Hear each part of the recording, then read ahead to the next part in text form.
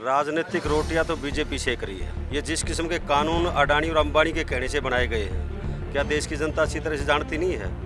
लेकिन सरकार तो अपनी जिद पर अड़ी हुई है। बीजेपी का बंगाल से बुरा हाल होगा यहाँ। ये आम आदमी की लड़ाई है, किसान की, मजदूर की, कर्मचारी की, व्यापारी की, छोटे दुकानदार की। ये केवल मीडिया काबू में इन्होंने कर रखा है, मीडिया के माध्यम से दुष्प्रचार करते हैं। जब अडानी की गोदाम में चले जाएगा हर चीज़ और अंबानी रिटेल में बेचेगा, हर पैकेट पे रेट लिखा होगा, आप 2 रुपये भी नहीं तोड़वा सकते, और फिर ब्लैक में इतना ही महंगा खरीदो। किसान आंदोलन में आज हरियाणा के पूर्व मुख्यमंत्री और इनेलो के प्रमुख ओम प्रकाश चौटाला जी आए हुए थे, और इनेलो के बहुत सारे नेता और विधायक भी आए, और हमारे साथ इनेलो के प्रदेश अध्यक्ष हरियाणा के हैं, ये भी उन्हीं के साथ आए थे। हम इनसे जानेंगे, यूपी का भी प्रभार इनके ऊपर है, हम इनसे जानेंगे कि क्या बातचीत हुई। सर, आज चौधरी ओम प्रकाश चौटाला जी किसानों के बीच में उनका हौसला बढ़ाने के लिए आए थे, और पहले पलवल बॉर्डर पे गए थे और उसके बाद में गाजीपुर बॉर्डर पे आए हैं, और कल उनका कार्यक्रम टिकरी बॉर्डर का है और सिंघू बॉर्डर का है। तो Indian National Lokdal party Chaudhary Devlal ji की बनाई हुई पार्टी है, और चौधरी देवलाल जी के पद चिन्हों पर चौधरी ओम प्रकाश चौटाला जी हरियाणा के 5 बार सीएम रहे हैं। तो वो उनकी राजनीतिक दुर्भावना के तहत, एक षड्यंत्र के तहत उनकी सजा कराने का काम राजनीतिक लोगों ने किया था।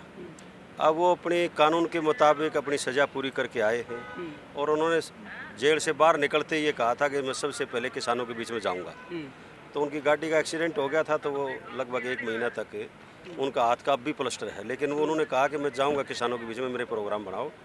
तो उसी कड़ी में किसानों का हौसला बढ़ाने के लिए, और पूर्ण समर्थन तो हमारी पार्टी ने शुरू से ही दे रखा है। हरियाणा में अगर कोई पार्टी है तो इंडियन नेशनल लोकदल पार्टी है, जिसने किसानों को शुरू से ही समर्थन दे रखा है। और हिंदुस्तान में अगर कोई एक नेता है जिसने किसानों के हक में त्याग पत्र दिया है, तो वो इंडियन नेशनल लोकदल पार्टी के हमारे नेता चौधरी अभय सिंह चौटाला है। सरकार कह रही है कि आप लोग किसानों के कंधे पे रखकर बंदूक चला रहे हैं और राजनीतिक रोटियां सेक रहे हैं। राजनीतिक रोटियां तो बीजेपी सेक रही है। ये कहते कुछ है और करते कुछ है। ये जिस किस्म के कानून अडानी और अंबानी के कहने से बनाए गए हैं, क्या देश की जनता अच्छी तरह से जानती नहीं है कि अडानी के गोदाम पहले बनवा दिए, रेलवे लाइन पहले बिछवा दी, कानून बाद में बनाए हैं। किसके कहने से बना दिए? आप बताइए किसके कहने से? अडानी के कहने से बना दिए। अडानी के साथ कर अडानी और अंबानी के कहने से कानून बना दिए। किसानों ने इन कानूनों की डिमांड कभी नहीं की। ये जबरदस्ती किसानों पर थोपे जा रहे हैं कानून। ये किसान जो बैठा है दिल्ली के चारों तरफ, ये केवल अपनी लड़ाई नहीं लड़ रहा है, ये देश के आम नागरिक की लड़ाई लड़ रहा है, और देश का आम नागरिक इनसे जुड़ा हुआ है।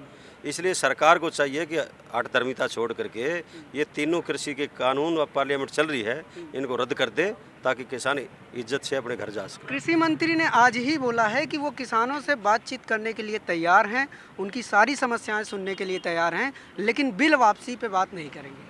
फिर वही बात हुई ना, बिल वापसी पे बात, और बिलों का तो रोड़ा है, और क्या करना है उनका? बात तो बिलों की है ना, तो फिर कौन सी किसानों की बात मानने के लिए तैयार है सरकार? ये तो बताइए।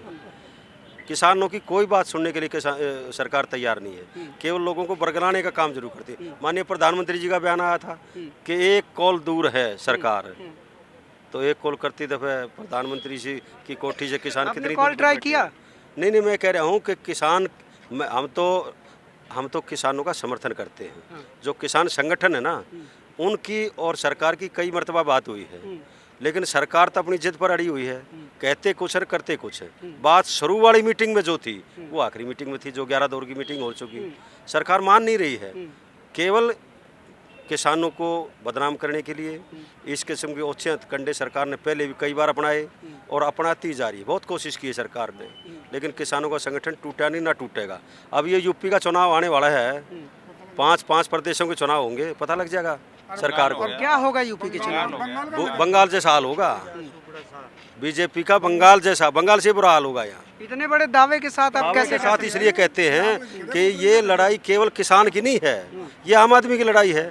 किसान की, मजदूर की, कर्मचारी की, व्यापारी की, छोटे दुकानदार की, हिंदू की, मुसलमान की, सिख की, ईसाई की, सबकी लड़ाई है। ये सरकार की गलतफहमी है, ये आके सरकार को वैसे ही वोट मिल जाएंगे जैसे पहले मिल गई थी, वो नहीं है। आज हरियाणा में जाके देखो, सरकार का कोई मंत्री जाके तो दिखाओ। मुख्यमंत्री, आज तक हिंदुस्तान में ऐसा वाक़ा नहीं हुआ होगा कि मुख्यमंत्री अपने हलके में हेलीकॉप्टर नहीं उतार सका। उप मुख्यमंत्री अपने हल्के में नहीं जा सकता, अपने गांव में नहीं जा सकता, मुख्यमंत्री अपने हल्के में नहीं जा सकता। ये केवल मीडिया काबू में इन्होंने कर रखा है, मीडिया के माध्यम से दुष्प्रचार करते हैं, इनको पता लग आम जाएगा। किसान कह रहा है कि नेशनल गांव मीडिया में पूरा इनके काबू में है। एक और चीज़, यहाँ के जो आम किसान आते हैं वो कहते हैं कि गांव में हम बीजेपी वालों के लिए लठ लेके बैठे हुए हैं। क्या ये बात सही है? अगर सरकार किसानों की नहीं सुनेगी तो फिर लठ भी लेके बैठेंगे और भी हथियार लेकर के बैठेंगे, फिर मजबूरी है इनकी, क्या करें। अब कोरोना काल में इन्होंने कानून बनाए, किसी ने मांगे थे क्या कानून? मैं कह रहा हूँ कि किसी किसान संगठन इन कानूनों की डिमांड की थी क्या? केवल अडानी और अंबानी के लिए बना दी है। और जो गरीब लोग हैं ना, उनके लिए भी समस्या पैदा हो जाएगी। मैं हरियाणा का जिक्र करता हूँ, हरियाणा में अब की बार सरकार एक तोड़ा भी सरसों नहीं खरीद पाई, सारे व्यापारियों ने खरीद ली, जो बड़ी बड़ी कंपनी सरकार वाले। तो कह रही है उसने मैं बताता रिकॉर्ड हूँ, खरीद की पहले है। सुन लो ना, मैं सरसों की बात कर रहा हूँ, आप पता कर लेना। सरसों नहीं खरीद पाई सरकार हरियाणा की, इसलिए सरसों का तेल जो गरीबों को 2 लीटर हर महीने मिलता था, सरकार ने दिया ही नहीं। वो कह रहे मैंने सरसों हम खरीद नहीं पाए, बाहर के कंपनियां खरीद गई। अब ऐसा ही हाल बाकी अनाज का भी होगा। जो सारी चीज़ अगर अडानी के गोदाम में जमा हो जाएंगी तो गरीब कहाँ जाएंगे? जो राशन कार्ड के माध्यम से लोगों को मिलता है, गरीब लोगों को, वो कहाँ से मिलेगा? अब सरकार ने क्या किया पता है? अब सरकार ने 200 रुपये दिए हैं, 200 रुपये 2 किलो तेल मिलता है 250 रुपये किलो। तो ऐसे ही फिर गरीबों के साथ अनाज का, हर अनाज का होगा, खाने पीने की हर वस्तु का होगा। जब अडानी की गोदाम में चले जाएगा हर चीज़ और अंबानी रिटेल में बेचेगा, हर पैकेट पे रेट लिखा होगा, आप 2 रुपये भी नहीं तोड़वा सकते।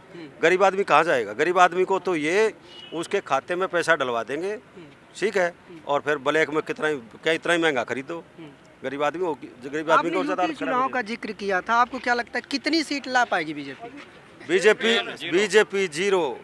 मैं कह रहा हूँ जीरो। जब हार जाएगी बीजेपी तो जीरो ही, 50 बन जाओ, 100 बन जाओ, क्या फर्क पड़ेगा उन बातों से? बहुत बड़ा दावा कर रहे हैं, पाएगी, बहुत बड़ा दावा कर रहे हैं। दावा इसलिए कर रहे हैं कि किसान, मजदूर, कर्मचारी, व्यापारी, हिंदू, मुसलमान, सिख, ईसाई सब खिलाफ है सरकार। इस बार हिंदू मुसलमान का नहीं चलेगा जादू? बिल्कुल नहीं चलेगा, ये नहीं चलेगा। जनसंख्या नियंत्रण कानून भी काम नहीं करेगा, ये खामखा की बकवास है। हाँ, बकवास है। मोदी तो अखाड़े में जाएंगे वो, योगी। तो देखिए ये विधायक थे, इनेलो के पूर्व विधायक थे और प्रदेश अध्यक्ष हैं, हरियाणा और उत्तर प्रदेश का प्रभार है इनके पास। इन्होंने बताया पूरी बातचीत, और ऐसी बहुत सारी अपडेट के लिए आप जुड़े रहिए हमारे साथ।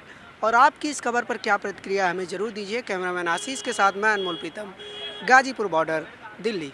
नेशनल दस्तक की आपसे गुजारिश है कि अगर इसको बचाना चाहते हैं तो नेशनल दस्तक को सब्सक्राइब करने के लिए रेड कलर के सब्सक्राइब बटन को दबाएं, फिर बेल आइकन की घंटी दबाएं। नेशनल दस्तक को बचाने के लिए बहुत जरूरी है कि हर खबर को शेयर करें, लाइक करें, कमेंट जरूर करें।